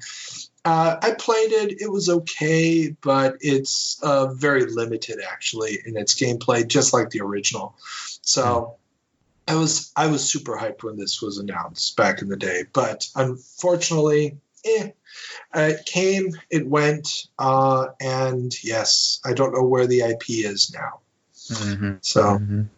Well, we might want to wait another 10 years or so when everyone forgot about this, and then you can just rebirth it and rebrand it maybe a little and resell it. Well, it's called remaster. Well, let's see. Is Cinemaware the only ones trying to do that now? I don't know. Who else could it be? Maybe Amiga. Amiga is back, baby. Oh, yeah. Hope springs eternal. Gateway, maker of custom order PCs, had purchased the rights to the Amiga technology after Commodore went belly up in the mid-90s, and after years of doing nothing with it, have sold the rights to Amino Development. Amino would change their name to Amiga Inc. The Amiga-related patents would stay with Gateway, and several attempts would follow over the next decade and a half to revive the system, with the trademarks ultimately landing with Cloanato, which publishes the official Amiga emulation package called Amiga Forever. So, yes, the Amiga faithful were hoping that maybe we might get another version of our little computer that couldn't. And it lives on, at least today, in a very well-kept, very well-maintained software package, so you can experience Amiga computing on your PC. Yes, who wouldn't want to do that? Isn't there like an Amiga Mini or something on the market right now? No, there's no Amiga Mini, and nobody's dared to try that one yet. The problem is that because it was a home computer, well, remember, it's a home computer, which means there's a Commodore 64 Mini, and now there's also the 64, which is a full-size replica of the Commodore 64 using emulation. But the Amiga is still... Sorry, I mixed it up. I mixed it up with a C64 Mini. Yeah, that's it. Now, the Amiga, that would be a tough one to organize just because the patents are in one place and the software is in another. Now, if Cloanato could get a deal with somebody to do it, it might be worth trying, but it would be very, very difficult to pull off, I think. Yeah. And then you'd also have to get enough good games, and those are really spread in every direction, and I don't know how many companies would actually be willing to license the old software. Yeah. But there would be some great games, but you'd also have to sell it with a mouse, and that's the big problem. The C64, almost all the games are played with joysticks, so you can play them from the comfort of your couch with a joypad. But how do you play games that were meant to be played with a mouse, like The Settlers, Dune 2, Secret of Monkey Island? I mean, a lot of those classic Amiga titles have to be played with a mouse, and they belong to big, big companies nowadays, not small, defunct ones. It would be a real hassle. Yeah, I mean, the mouse would surely not be a hassle, but getting all the licenses together. Well, I mean, but remember, the mini consoles are meant to be played on a couch for the most part. And so, okay. Yeah, so how are you going to use a mouse on your couch? Believe me, I've tried it, I've done it. Whatever. Yeah, but it's not, it's a tough one to sell. Exactly. But yeah, I mean, it would be worth a try. So, okay, now talking about things coming back, let's move on to things going away. Going down. Bill Gates steps down as CEO of Microsoft. The king of the nerds will no longer be running the day-to-day operations of the world's largest software company. Steve Ballmer will be taking over, while Gates will remain chairman of the board and chief software architect. This move will leave Ballmer as the face of the Xbox launch going forward. And so, yes, and the end of an era. Bill Gates stepping aside, he becomes the biggest philanthropist in human history. And yeah, this was monumental, actually, in many ways. But Ballmer did a fairly decent job keeping the company going and expanding it to this day. So hats off to him. Not everybody was able to keep their companies going, as our next story says. It's like, dude, it's like it's been written, man. It's like it's been written, all these transitions. But let me assure you guys, they are all spontaneous. Oh, yeah, definitely. All right, so let's move on. Bernie Stolar is president and CEO of Mattel Interactive. Former head of Sega North America, ousted just a few months prior, is now in charge of toy maker Mattel's video game division. The ailing endeavor that was supposed to capitalize off of Mattel's existing brands and had previously gobbled up companies such as the Learning Company and Broderbund would not survive into the new year. The Learning Company takeover was a debacle as the company was losing a ton of money. Mattel had also signed a deal to bring Bandai's Wonder Swan, a 16-bit Game Boy competitor designed by Gunpei Yokoi, the original creator of the Game Boy, to the US, but that fell through. The reasons aren't clear, but the lack of market share in Japan for the device and Mattel Interactive's poor performance are no doubt reasons for this.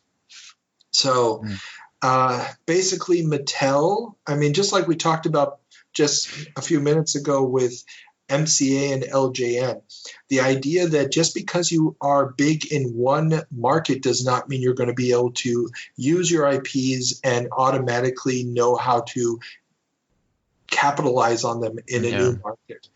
And so Mattel was trying to buy their way into the video game market, and it just wasn't going to happen. Broderbund and the Learning Company were big computer game companies, but they were never smash hits. I mean, Broderbund had a few with Carmen Sandiego and the Prince of Persia, but they were never gigantic. They were never the big powerhouses like EA and so forth. And they had never really capitalized on porting their games to consoles in the right way. And then the idea of bringing over the Wonder Swan is just hubris to the 10th degree, because they're really trying to fight against Nintendo and the Game Boy and Pokemon. And like I said, Gunpei Yokoi had done the Wonder Swan, which was an amazing little system, but it was too little too late. There's if you don't have the games, it doesn't matter. No. So, and also, I mean, all those names, all those names are not so like popular like the Nintendo names. It just you can't fight them. You can't fight them. I mean, on the PC, they were names with cachet, but it just wasn't going to work. And Bernie Stolar, I mean, he could do some good things to turn companies around, but they're bringing him in really on these situations that were unsavable, unfortunately. So that's not going to last long. Yeah, Mattel's going to get out of that business fairly quickly, but we'll talk more about that when it happens. All right. So, in non-company related news, or sort of non-company related news. Well, nothing we are talking about is non-company related. That's true. We are kind of the business history podcast. Okay. Yeah. So let's move on. GiveMeTalk.com lets you become a radio star on the internet. Amazing. Yes, imagine if that could happen. There's a pretty amazing ad in this month's Computer Gaming World magazine. Jeff Green, a senior editor of the magazine, has an internet radio show on a site called GiveMeTalk.com. A quick search online shows that this was a hosting site for pre-recorded talk radio shows. A podcasting service well ahead of its time, the shows could be streamed by a computer at any time without having to resort to lengthy upfront downloads. This is really a podcast. It is the idea of the podcast. The site only lasted about a year, but it's still an interesting stepping stone on the way to podcasting as we know it today. And this isn't the only company doing this. Real Player had their Real Player out. People were casting shows all the time. I even tried briefly when I was a senior at the University of Florida, to try to get an internet radio station up and running at the university.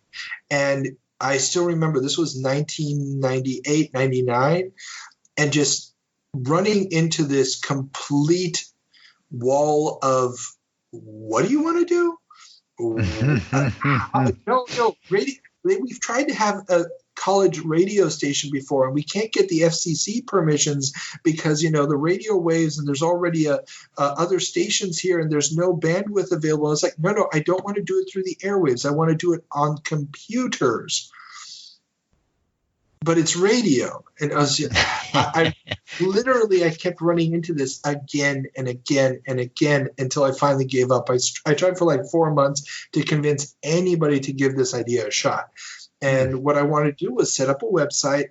I just needed a couple of servers with some hard drives to store the MP3 files, and I was going to just have people record their radio shows, and we were just going to put them on a loop, and they were going to be streaming live. I didn't have the idea of the download yet, but I was going to have them streaming live on a loop all day long and have new shows recorded every day or once a week or whatever. I could not get anybody on board for that concept. Give Me Talk was basically podcasting before there was podcasting, but podcasting wasn't really going to take off until people could have it portable. That was the extra element that was missing. And we've talked about the MP3 players. They're out there. They're coming. It's just it's still not enough, unfortunately. So we were still a couple of years away from all the elements were there. They just needed to come together with enough storage capacity, enough bandwidth to make it usable. But alas. Okay, talking about usable technology.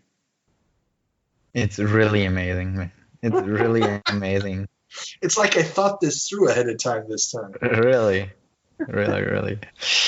Anyhow, let's talk about another success story. The 64-disk drive released in Japan. The long-awaited disk drive peripheral for the N64 has been launched in Japan. The pack includes both the disk drive and modem, as well as 2 programs, a game I can't even try to pronounce in Japanese, and a Mario Paint variant. The browser software was not included as it was still being bug fixed at the time of launch, and enhancements for existing games like Zelda and F-Zero did not work with US versions of the games. And it's important to notice... It was basically a well-thought-through system.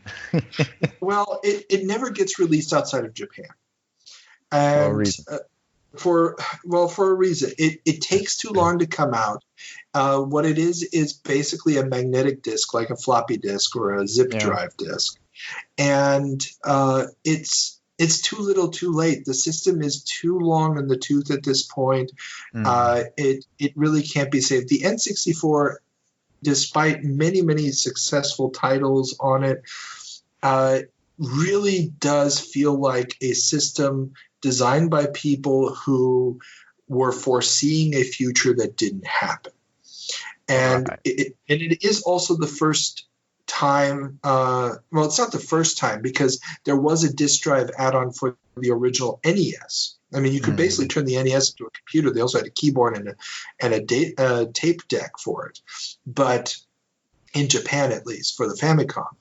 But they just don't seem to understand what they wanted to do with the system. And this is where Sony had a clear vision for the PlayStation. It plays games, and that's it. Yeah, you can put a music CD in there, but we don't really care. You're doing games on this, and the idea of the memory cards being a fixed size and everything else, it worked. And Nintendo is trying to play catch up here, and it's just not quite working out. And I mean, the system by this time is like 4 years, 4 years-ish old. Yeah, So it's 4 years old about. Let's just move on to the next. It's actually older. It's I think 4 years in Japan, 3 years in North America. Yeah, it was released on June 23rd in Japan. Yeah. But it doesn't come out until the very next year in North America. Yeah. Well, you mean the 64? Yeah, and the 64DD is just too little, too late. Yeah. But hey, Nintendo still has a trick up their sleeve. Yes, the N64 colored versions. What do you do if your competition is launching brand new hardware and your next gen is still almost 2 years out? You slap Pokemon on it. You re-release your current system in brand new case colors. Yes, similar to how Commodore was repainting the A500 back in our December ep, Nintendo is releasing the N64 in every color of the rainbow, just in case you hadn't already bought one in old school Ford Model T black. So yes, they're releasing the hardware in different colored cases because that's going to work. And then a little bit later, like you said, we're going to get the Pokemon edition of the N64 that has a big Pikachu on top of it. Because I actually see this thing in a little bar I'm walking by here on the street, and they have in their window, they have the N64 Pikachu version. I was like to my girlfriend, hey, doesn't this remind you of something? It's like, nope. Like, I actually know the thrift. I know the thrift store that you're thinking of. I've walked by there a couple times myself. It's. I wonder what the place is actually. It's a thrift store. Oh, it is. They sell used stuff. Yeah, it's a thrift store.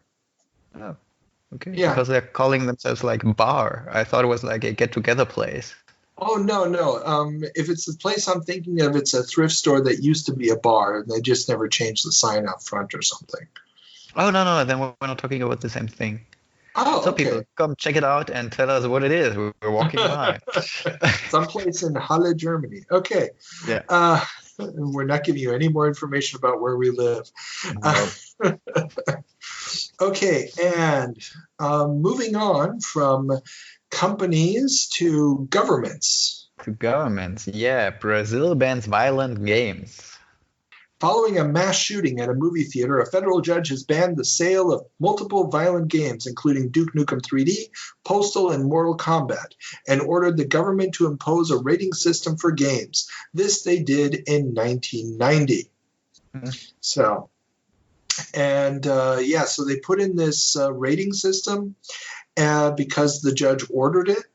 And the current government today, in Bolsonaro's Brazil, is even trying to make the sale and distribution of violent games a crime. So, when you don't know how to deal with the fact that your economy is collapsing, distract people with things like violent games are bad and so forth. Go figure. I just don't really understand it. I mean, the judge wanted the government to impose a rating system for games in 2000, and they imposed a rating system for games in 1990? No. Okay, sorry. Let me get this straight. We're still talking. We're talking March of 2000. Yeah. So the news headline from March of 2000. Because remember, we're in a time machine here, people. Work with the metaphor. So in March of 2000, a judge stopped the sale of multiple violent video games as a reaction to this shooting, saying that they were damaging. And back in 2000. Yeah, no, I can't believe I put 1990 in there. I meant 2000. And in 2000, they put in a ban on. They put in this rating system in 2000. Oh, so they really hurried up. Yeah, no, they did it the same year. They got it done in the very same year. Sorry, everybody, we're looking at the shared notes here, even though we are social distancing ourselves in two different places. And I just typed the wrong decade into the notes. No, in 2000 they put in the ban, and so and that ban, not ban, they put in the rating system. And today, the modern government today in 2020 is actually debating a law that would make the sale of these violent games a crime. Now, whether or not that's going to be to anybody or just to people who are not old enough is something that is still part of the legislative process. This is true. I mean, they do not have any other problems right now, and they don't have any problems with crime, so they just should like ban video games. This will really help, man. This will help. Of course. Yeah, because it was definitely people playing violent video games that started all the fires in the Amazon. Okay, but enough politics. In other government fund news, Quebec goes after English-only games. French-speaking Canada has decided that they aren't going to take it anymore. And by it, I mean playing games in English when a French version is available somewhere. The government is threatening to ban games that do not include a French option when that option already exists. Ultimately, the game industry would get a 6-year grace period to comply with the new rules, and most manufacturers did comply. It did become an issue again in 2009 when the Quebec government finally passed a law banning the sale of any game that did not include the French language version when it already existed. So when there's a French option existing, so why don't you just put it in? Is it like that much storage space that's needed for it? Well, yes and no. It depends. On some games, if you have, for example, a voiceover and stuff, remember, we're talking 2000. It's the beginning of games that are replacing text with fully spoken speech. Yeah. But you're still delivering it on CD-ROM. Yeah. If you have to double the amount of speech, you may no longer fit it on one CD-ROM. You may have to start cutting corners elsewhere. So, for example, if a big adventure game has been completely redubbed into French, can you still get it on one disc with both languages? And I don't know, man.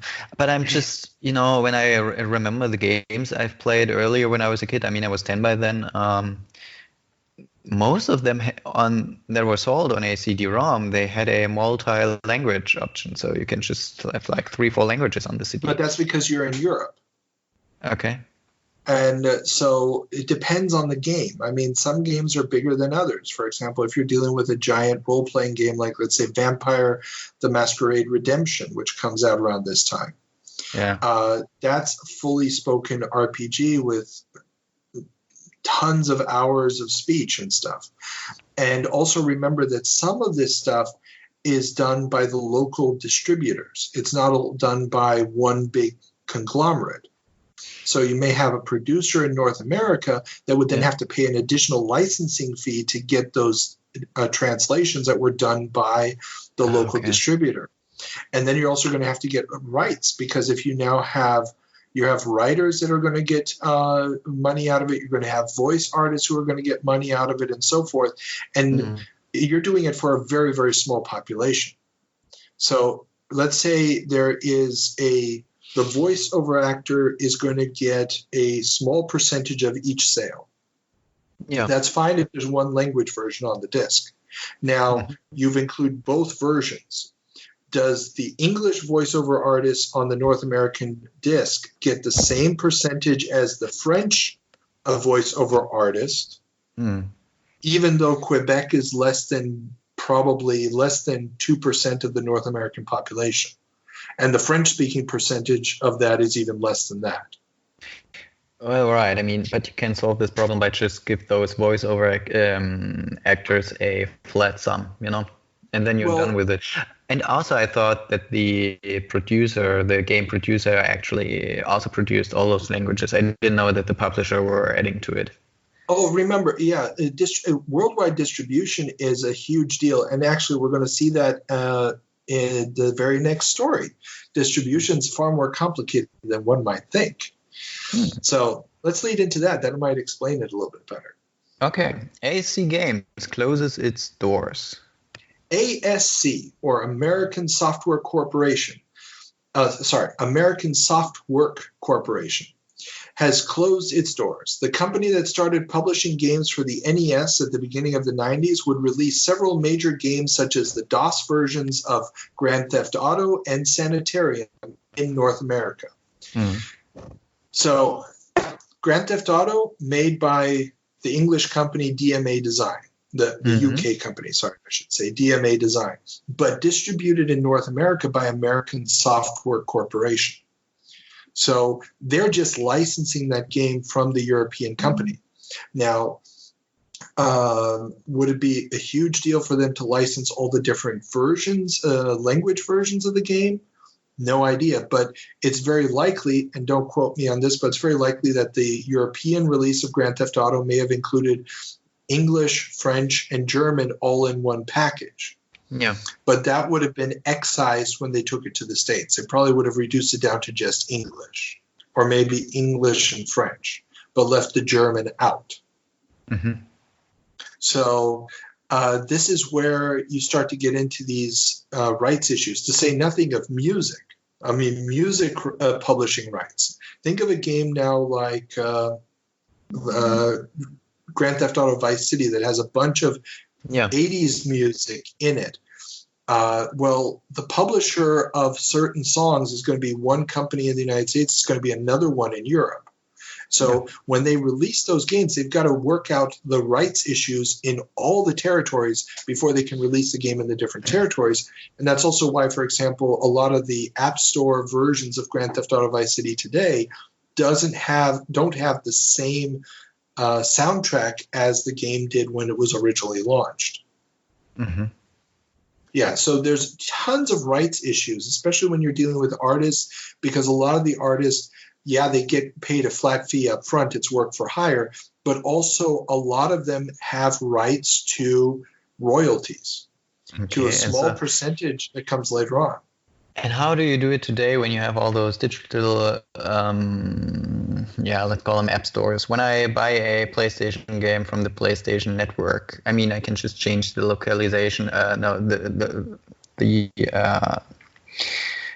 the region where my store is at in the PlayStation menu. No, you can't. No. For example, my iPhone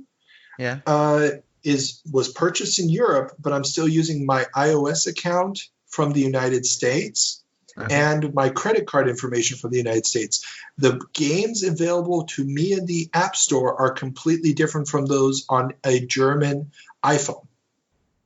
So there's a ton of games that I can download that a German user can't. But for example, I can't download the Deutsche Bahn app, the one for the German train station, because they haven't posted it on the U.S. store, stupidly enough, because tourists can't access it now. Not very far thinking. But this is the thing, that the stores are looking at where you are, what your payment method is. Comixology, the online company that sells comics, same story. If I log on with an American credit card, I get a very different distribution, a very different library of titles to read than somebody who logs on and pays with a German bank account or German credit card. So this is region locked, to say nothing of content. For example, if you're here in Germany, you can't just switch your PlayStation store over and get an uncensored version of a Wolfenstein game or an uncensored version of South Park. What was the name of the South Park? The Stick of Truth, which had scenes censored out of it at the end of the game because there were swastikas involved. No. So I wasn't lying, dude. I just looked it up. You can change the store region, but when being in Europe, you can just switch into European countries and not Japan and the USA. So what you said is true, but at least you can change. But I think Europe they just is one treat distributor. Europe as one. Yeah, they consider Europe just one territory. Let's face it, we're one country. Germany is just a province of a larger federal government. You can say whatever you want, but if you're part of the EU, you're part of one nation, and you have regional governments that have a little bit more power than a traditional regional government, but that's it. It's not like we get to make monetary policy anymore or anything like that. No, but this is why you cannot switch it. There's a whole different world. Everybody has different access, and it largely has to do with these rights issues. Just like with the Red Baron case, it's about, well, who's paying for these localizations? Who's paying for the distribution networks? And it doesn't pay off for me to invest money in the localization, for example, or in local marketing, if another guy from another territory can just sell the product and take advantage of the fact that I built up the image of the product and they're just undercutting me on price. So this happens all across the gamut, be it in movies, be it in books, be it in anything. So it's a huge, huge deal. And ASC was one of these companies. They didn't really do a lot of development themselves or finance a lot of development. They were mainly just publishing games that already existed. And I really wanted to mention them, not just because they went out, well, because instead of just closing the doors and sending people home, they actually threw a big party for the employees with cheese and hard liquor on a Wednesday right after New Year's. And so I guess they were kind of cool about it. And also because one of my favorite adventure games of all time, Sanitarium, was one of their releases. And if you have never played Sanitarium, it's available on GOG. Go out and play Sanitarium. Read nothing about it ahead of time. Just download it and start playing. Because it is a mind fuck. It is just amazingly awesome how it will mess with your head. So check out Sanitarium. Okay, and since last month's episode had no companies going broke at the end, we don't have just one this month. We've got two. Yeah. What's our number two? And also, dude, we really want to stick true to us and close the podcast with companies going broke and closing down.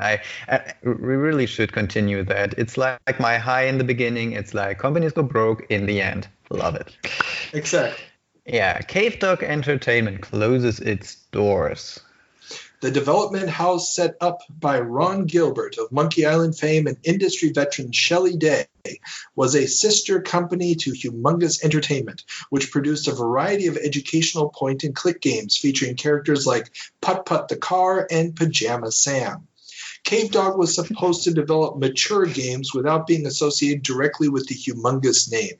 While several titles were in development after the company's founding in 1995, only Total Annihilation and its sequel and add-ons were released. GT Interactive had acquired the company during its efforts to secure future product, and after GT was gobbled up by Infogrames, Cave Dog was shut down. Many of its developers would leave to join Gas Powered Games, a studio founded by Chris Taylor, the creator of Total Annihilation. It was a good game. It was. I mean,